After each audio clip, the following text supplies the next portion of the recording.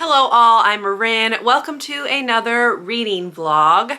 This is going to be another 24-hour timer challenge. I have done a couple of these now at this point. My goal is to complete the remaining books from my September TBR, which I will link up above in case you would like to go check that out. I have 4 books left to read, all of which are officially on that TBR. So I have until the end of the month, which is about 6 days at the time of starting this video. So let me run through what I need to read and then we'll get reading. So one of the prompts that I was supposed to complete was a TBR jar pick. The book that I pulled from that TBR jar was The Black Girl Survives in this one. This is a collection of short horror stories featuring black girls as the main characters, and as the title implies, they survive. So that's the setup. This was edited by Desiree S. Evans, and there are a number of authors in here that I have not read before, so we will see how this goes. Considering I don't have great luck with short story collections, maybe this one will surprise me, but this is one of the books. I also need to read The Light in Hidden Places by Sharon Cameron. This book was the pick for the highest rated on my Goodreads want to read list. I was looking specifically for a fiction book that I owned, and this is the one that came up. So this one's needing to get read. Then I needed to unwrap a book, and for that I unwrapped The Silence of the Girls by Pat Barker. I have read book 2 of this already, so we'll see how book 1 holds up to book 2. I did enjoy book 2, so hopefully I will enjoy this one. And then finally, I needed to read a library pick, and for that I have chosen Great Big Beautiful Life by Emily Henry. So those are the 4 books that I need to read in this vlog, and I have 24 hours to get them done. So here they are.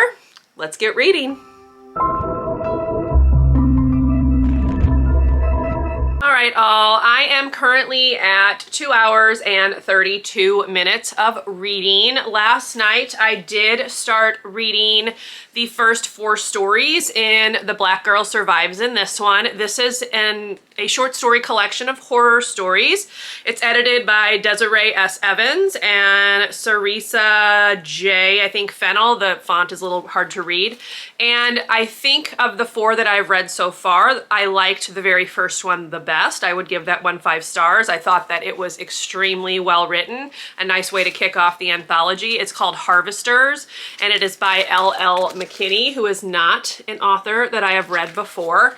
In fact, I think there's only like one author in here that I've read from before, and that is Aaron E. Adams, because I read Jackal earlier in the year, but I don't think, oh, and I may have read something by Justina Ireland, but I honestly cannot remember. But the rest of them are going to be new to me authors. So I have read Harvesters. Again, that one I thought was phenomenal. I'm giving that one 5 stars.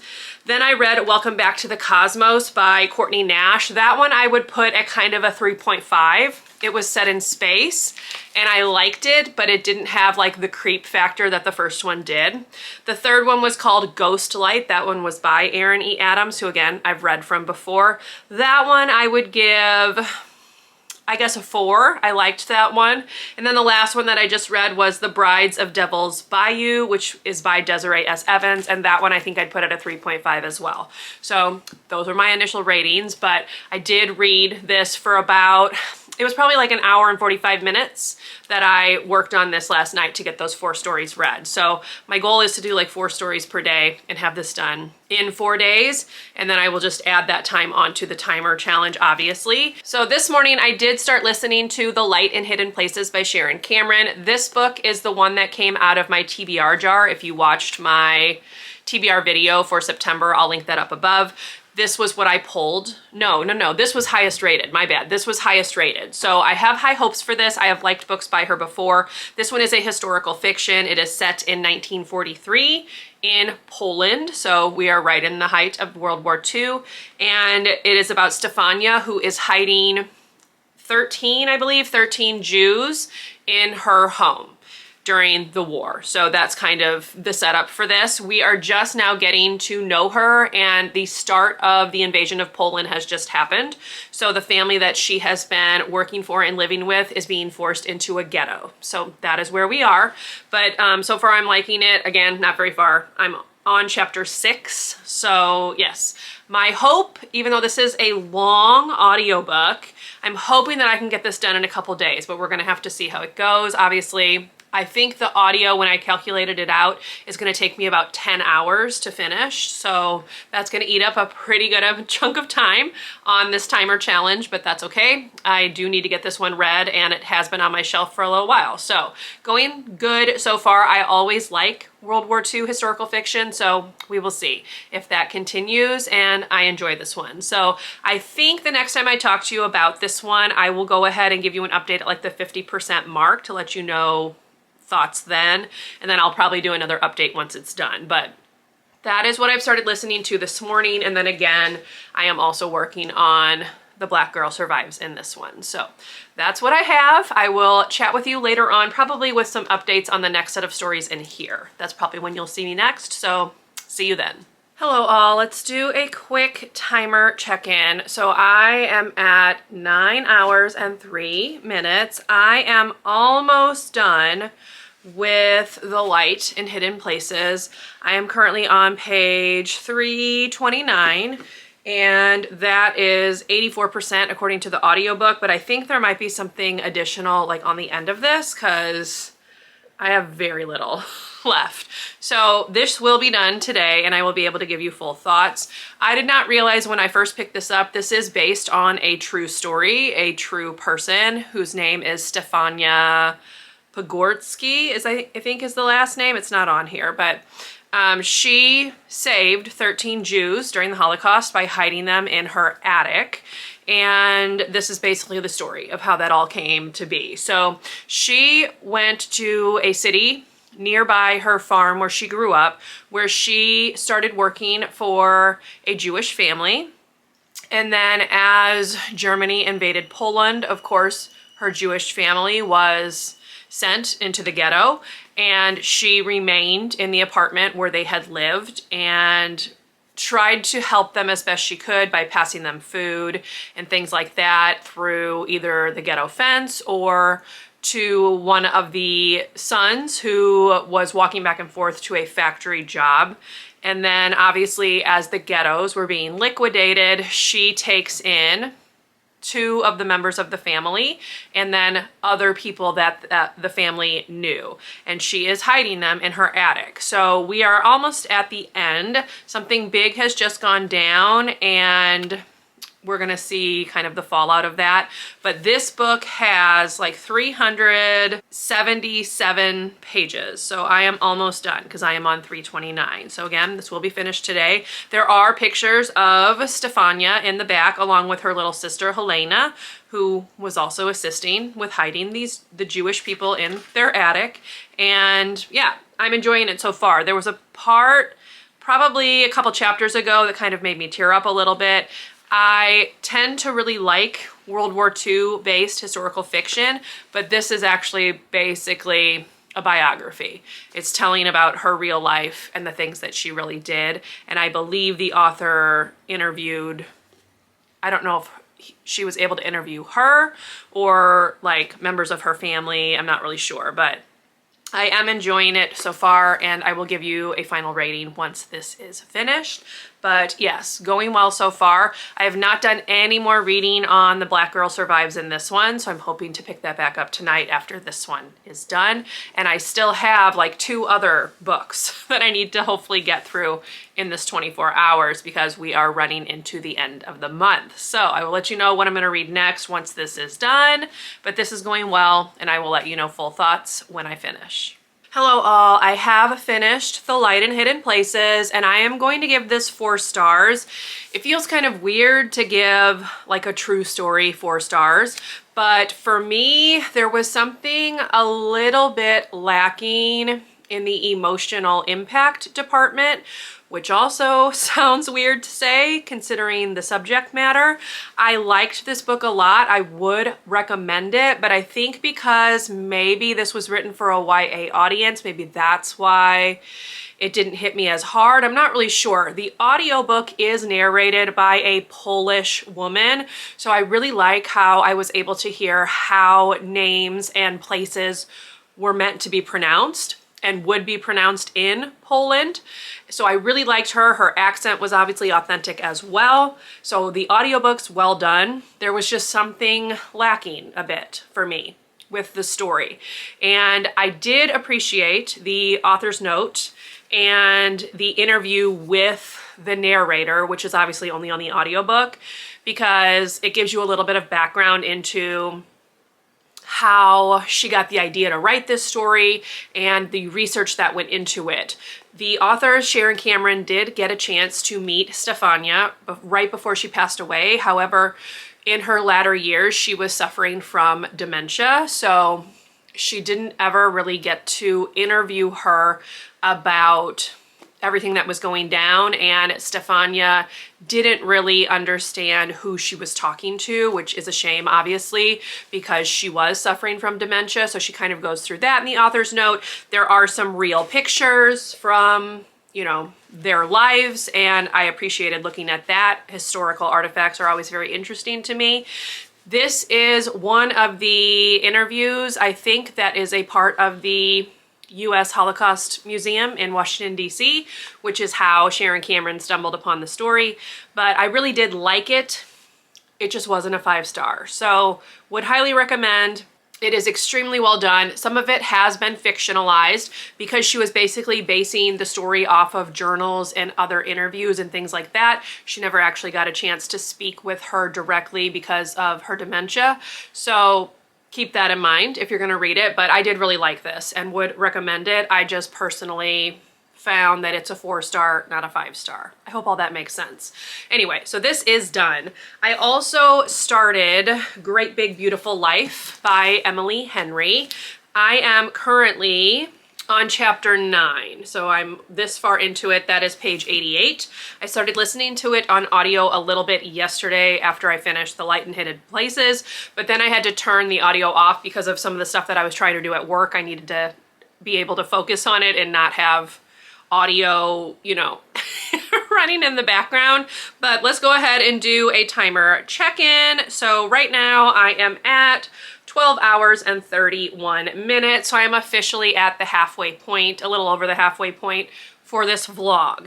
So my hope is that I will be able to finish this one, obviously, by the end of the day tomorrow. Then I'm also hoping that I can knock out 8 more stories in The Black Girl Survives in this one. That will put me pretty close to the end. That would put me at 12 stories total, and I think I said there's like 15 or something like that. So that would give me a good chunk of this read as well. I'm guessing these are probably gonna be the last 2 books that I read for the timer challenge, although I do have another book that I need to read before the end of the month. I do have enough days to theoretically get everything read, but the other book that I may or may not be able to read in this vlog is The Silence of the Girls by Pat Barker. So this will kind of be the one that maybe doesn't make it into this vlog, or maybe only makes it into the vlog a little bit. We'll kind of see, but so far I am pretty pleased with what I've managed to get read. I have finished the longest audiobook. This one was the longest in terms of hours, so that one is done. But yeah, obviously 24 hours is not a lot of time when you are reading and listening to books that have lengthy audiobooks. So anyway, that's kind of my little update. I will give you an update on Great Big Beautiful Life when I get to the halfway point. This one, as I mentioned, I think in this vlog has been pretty divisive. People either love it or they seem to really hate it. I think a big complaint is that they find it slow and boring, which I can understand. There's a little bit of setup already going on. I am not sure what to think about either of the main characters, so we'll kind of see where my thoughts are at that 50% mark, and if I happen to fall into the camp that likes it or not. We will figure that out pretty quickly here too. So let me stop talking. I have a video to film, and then I'm going to get back to reading and hopefully get to that 50% mark on Great Big Beautiful Life today. So I will see you then. Hello all, I have quite a few reading updates to share with you. So first of all, here is where I am at with the timer challenge. I'm at 19 hours, 21 minutes, and I have started what is going to be my last book for this vlog, which is The Silence of the Girls by Pat Barker. I am at like 15% according to the audiobook. I'm almost to chapter 6, so I've only read this little bit right here, but my hope is to have this done within the next 2 days because then I will have completed it before the end of the month, which obviously, since this was part of my September TBR and I've already done my October one and taken a reward prompt, I need to go ahead and get this done. So if you would like to see my October TBR, I'll link that up above. But anyway, let's do a very quick recap. I did read 4 more stories of The Black Girl Survives in this one, and to be honest, none of them were standouts. So the 4 that I read were The Screamers by Daka Herman, Queeniums for Greenium by Brittany Morris. What else did I read? TMI by Zakaya Dalila Harris, and Black Pride by Justina Ireland. I think the one that I liked the best of these was probably The Screamers. It had like the best vibes, I think, but none of them were standouts. Honestly, I'd give them all like 3 stars. So my favorite is still the first story that I read. It was a very good way to kick this off, but none of them have been quite that good since that first one. So that tends to be how things go with short stories and me personally, so I am not shocked. But I do have seven stories left, so this will be done by the end of the month. I'm going to read 4 more of them tonight once I'm home from work and then finish it off tomorrow. So that's the update on that. And I said I was going to come back at the halfway point of Great Big Beautiful Life, and I lied because I have actually finished Great Big Beautiful Life. And if I'm being honest, I'm not sure why people aren't liking this because I loved this. Actually, let me rewind. I understand why some people aren't jiving with this. It's a little disjointed, jumping back and forth between like the interview portion and the romance. So let me go ahead and just do a quick recap. Let me read the summary. Let's start there. It says, Alice Scott is an eternal optimist still dreaming of her big writing break. Hayden Anderson is a Pulitzer Prize winning human thundercloud. And they're both on balmy little Crescent Island for the same reason, to write the biography of a woman no one has seen in years, or at least to meet with the octogenarian who claims to be the Margaret Ives.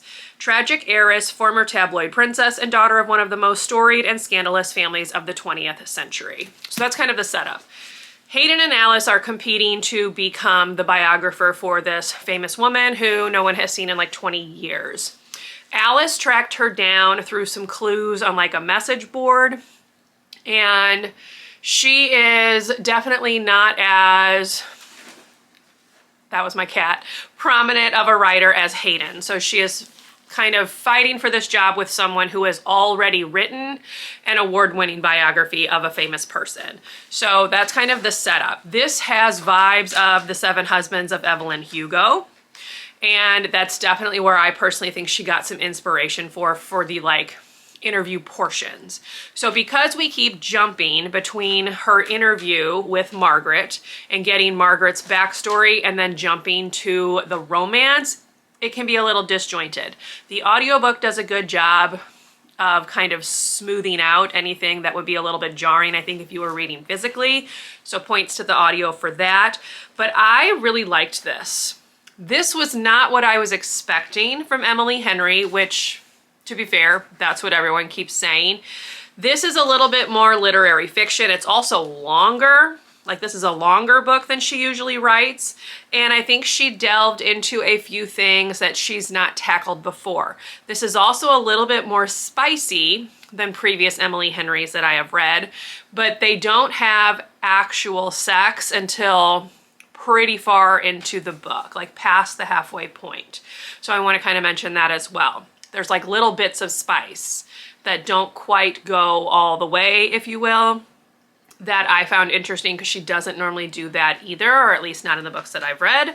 So that was kind of interesting. But the last, like, I don't know, the last 20 minutes, 20 pages of this maybe, had me tearing up and feeling lots of emotions. Alice kind of really comes full circle as a character. We get a little bit more into her history. She has like a really kind of heartbreaking conversation with somebody, and it just really pulled me in and made me feel all the emotions. So I'm giving this 5 stars. This is the first Emily Henry that I've given 5 stars, so no one's as surprised as I am, but I loved this. So if you are interested in reading it, read it, because for me, it 100% worked, but I can see why other people don't like it as much. So let me just put it that way. I was fully expecting not to like this, and I am happily surprised that I very much did. So 5 stars for this, loved it. Would recommend the audio. We'll mention that again. So now I am again reading The Silence of the Girls. This is by Pat Barker. This is a reimagining of the Iliad told from the perspective of Briseis, who is captured by Achilles after he sacks and destroys, well, not him solely, but the Greeks sack and destroy the city that she is queen of. So the summary, the little synopsis on the back says, when the Greek queen Helen is kidnapped by Trojans, the Greeks sail in pursuit, besieging the city of Troy. Trapped in the Greek soldiers' camp is another captured queen, Briseis. Condemned to be bed slave to Achilles, the man who butchered her family, she becomes a pawn in a menacing game between bored and frustrated warriors. In the centuries after this most famous war, history will write her off, a footnote in a bloody story scripted by vengeful men. But Briseis has a very different tale to tell. So it is it's like a feminist reimagining of the Iliad. I have already read book 2 in this series, which is called The Women of Troy. This is obviously the first one. So I will let you know my thoughts at the halfway point, which I'm hoping to get to today, but we will see how it goes. I'm hoping that I enjoy it. I did like The Women of Troy. I think I gave it 4 stars. So we'll see where book 1 falls. And I will let you know what my thoughts are when I get to that halfway point. Hello all, this is going to be the last day of the vlog. I am at 23 hours, 35 minutes, so almost at 24. However, I am going to continue this vlog until I have finished the 2 books that I am almost done with. So I made a good dent in The Silence of the Girls yesterday. I got to 57%, and I just have this little bit left. So I am in the middle of chapter 38, and that is like right about around page 237 or so. So I just have this little bit left. This will be done probably before I come home from work. So let me go ahead and talk about the 4 stories that I did read last night from The Black Girl Survives in this one. I read Inheritance, which was fine, 3 stars. Black Girl Nature Group, same, 3 stars, although this one was trying to tackle some darker topics. I'm not sure that the short story format really did them justice. So 3 stars for that one. Cemetery Dance Party, 3 stars. And then the skittering thing I did enjoy, very creepy vibe, so I appreciated that. And that one I'll go ahead and give 4 stars. But all in all, this has been a very mediocre short story collection, which tends to be the way short story collections go for me. So that is not a knock on this. It's definitely like a me thing. I just don't tend to love short stories. So I have The Black Strings, Local Color, and Fox Hunt left. So I will finish those this evening, and then this book will be done. And then this book, again, will probably be done at work. So we have just gotten to the point where Patroclus has been killed by Hector, and they are doing like games and stuff for like his funeral and things like that. So that's where we are. This is going to conclude, I think, with the fall of Troy, because the second book picked up in the aftermath of that as they were waiting to leave Troy and have favorable winds to sail back home to Greece. So I'm assuming this will end with the fall of Troy. So yes, this will be done today, and then we will conclude this vlog. So these 2 books are what is on the agenda, and then they will complete my September TBR, which is very exciting because it is the last day of September as I'm filming this. So enough of that, I need to head to work. I will, of course, give you full thoughts on both of those books once I've completed them, possibly tonight, otherwise tomorrow. So I will see you then. Hello all, time to do a reading update. It took me 2.5 hours longer than 24 hours to complete my September TBR, but it is done. So hooray for that, round of applause, etc. I finished reading The Silence of the Girls by Pat Barker, and The Black Girl Survives in this one yesterday. So let me talk first of all about this one. What to say about this? So I have already read book 2 in this series, which is called The Women of Troy. I gave that one 4 stars. I quite enjoyed that one.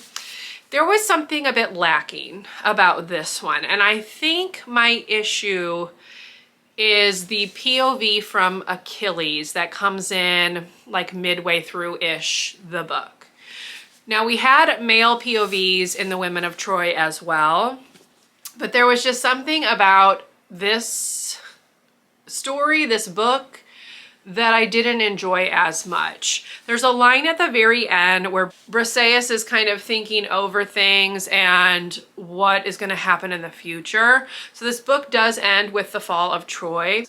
So she says the following, I'm just going to read it. It says, suppose just once in all these centuries, the slippery gods keep their word and Achilles is granted eternal glory in return for his early death under the walls of Troy.